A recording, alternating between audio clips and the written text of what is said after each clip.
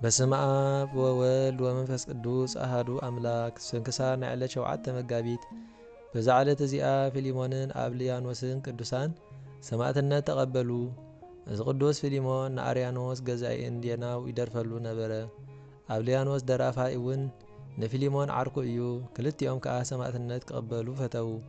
ፊሊሞን ደራፋይ ክዳኑ ንአብልያኖስ ሂቡ ልብሲ አብላንዮስ ተኸዲኑ ናብቲ መኮንን አትዩ ምስጋና ንዑ ይኹን ብጎይታና ኢየሱስ ክርስቶስ ተአመነ። መኮንን ከዓ ብዛዕባ እዚ ተቆጥዐ። ናብኡ ጠመተ እሞ አብልያኖስ መኣንዝር ከም ዝኾነ ፈለጠ። ብፊሊሞን ከዓ ሓዘነ። ሽዑ ብኹናት ገይሮም ንፊሊሞን ወግእዎ እሞ አዕረፈ።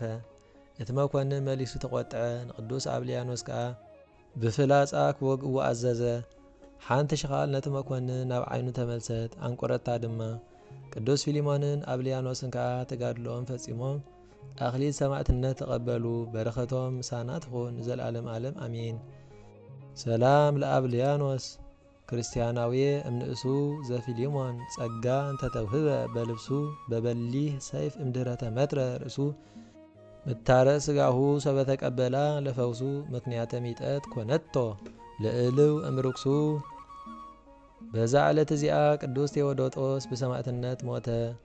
እዚ ቅዱስ ካብ ሃገረ ገላትያ እዩ። ብፍርሃት እግዚአብሔርን ብተግሳጽን ዓበየ። ክርስቲያን ከም ዝኾነ ኣብ ገዛኢ ከሰስዎ፣ ገዛኢ ከዓ ኣሲሮም ናብኡ ከምጽዎ ኣዘዘ። እዚ ቅዱስ ከም ዝተጸውዐ ምስ ፈለጠ ከይሓዝዎ ባዕሉ ናብ ገዛኢ ቀረበ። ንገዛእን ንርኩሳት ጣዖታቱን ጸረፎም፣ ኣብ ልዕሊኦም እውን ተራገመ። ገዛኢ ከዓ ናይ መቕጽዒ ኩሉ ኣቑሑት ኣርኣዮ፣ ንኣማልኽቲ ሰውእ ኢሉ ድማ ኣገደዶ። ምጭካኑ ምስ ረኣየ ክሰቕልዎ እሞ ጎድኑ ሰንጢቖም ናይ ውሽጢ ኣካላቱ ክሳዕ ዝርአ ክገብርዎ ኣዘዘ።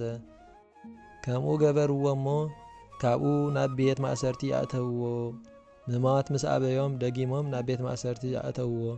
ካብኡ ኣውፂኦም ከዓ ኣብኦም ሰቐልዎ። ነታ ኣቑሳሉ መሊሶም ጎዳዲኦም ኣሓደስዎ፣ ጎድኑ እውን ሰንጠቕዎ።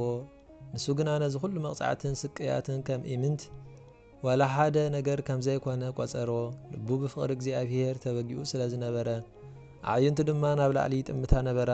ገዛኢ ጥብኣቱ ማለት ጭከናኡ ቆራጽነቱ ምስ ረኣየ ብሰይፊ ቆርጽዎ ኣዘዘ። ቅዱስ ቴዎዶጦስ ከዓ ከም ዝስየፍ ምስ ሰምዐ ተሓጒሱ ወፀ። ናብ እግዚአብሔር ከዓ ጸለየ ለመነ። ኦ ጎይታ ኢየሱስ ክርስቶስ ምስጋና ናትካ ዝኾነ ኣመስግነካ ኣለኹ።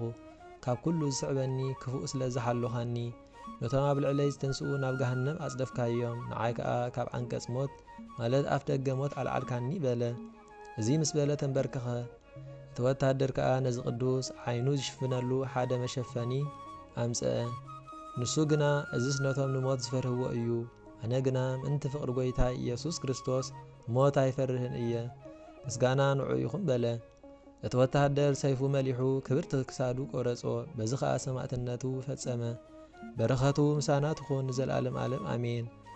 ሰላም ለቴዎዶጦስ ለገላትያ በአውዳ ዘሰረጸ ከመ ጽጌረዳ ኢተአውቆ ህማም ወለስቃየ ስምዕ ክበዳ ደጭቅ አቴና ወለ አርጤምስ ውሉዳ እንዘይቀስፍዎ በይቡስ አነዳ።